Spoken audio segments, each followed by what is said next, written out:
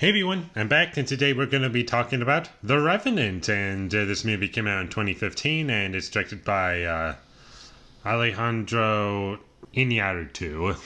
That's all I'm going to say, because I cannot, for the life of me, pronounce names, because I'm really bad at pronouncing names.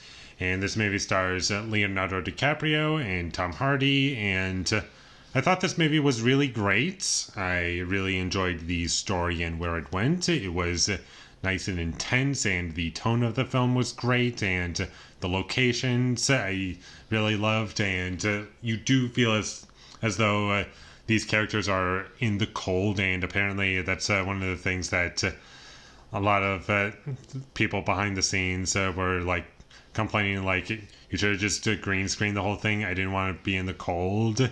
And apparently the reason why they did it in the cold is because they wanted to have the actors be really uncomfortable, while at the same time it's going to help out with the performances, so that you see that these actors are not just comfortable inside a studio. They're like actually cold. And it really does pay off in this movie, and there's lots of really gorgeous shots in this movie. I love just about anything this movie presents itself visually, and the violence in this movie is very intense, and I'm sure you all know it's in the trailer as well. The bear attack in the movie, that was very uncomfortable to watch, to say the least, though there's like one tiny little element of that attack that kind of distracted me. And at some point the bear's paw is like on a character's head, and their head isn't really crushed or anything, or damaged even. It just kind of looks like, oh, he's not really putting like any pressure on it. It's just like kind of there, just like tapping him, like barely touching him, but not like putting the bear's weight on his head, which could be the case, but it was not really communicated to me very well as if that were the case or not. I don't really take off points for it, but it's just a little tiny thing that distracted me. But the rest of that scene is amazing, and 10 out of 10. And that's all I'm going to say about that scene. And I was expecting this movie to be very simple and not much going on, and that's kind of what I expected from the trailers. And the trailer had me believe that it was just going to be, we had a character, Hugh Glass, played by Leonardo DiCaprio, left for dead because Tom Hardy just doesn't want him around. And we don't know why from the trailers, and he just goes after him, and that's the whole movie. And while watching the movie, it's clear that there's a lot more going on than just that. And there's lots of scenes in this movie that really kept my interest, and I was never bored once, and I was always with our main character because you want to see him get his revenge against Tom Hardy because of what he did. And I haven't even gotten to Leonardo DiCaprio's performance, and he's amazing in this movie. And it's definitely one of his best performances, and apparently, like, he actually got scars and like permanent damage to his body, and that's just what he has to live with now. And it really does pay off, and it does look like he's going through pain, and even if he wasn't, he's still really great in the movie. And Tom Hardy in this movie, I think this is probably his best performance. I can't think of another movie that I've seen him in where I thought he was better in that movie as opposed to this movie, because he absolutely kills it in this movie. While watching the movie, I can barely recognize that it's him.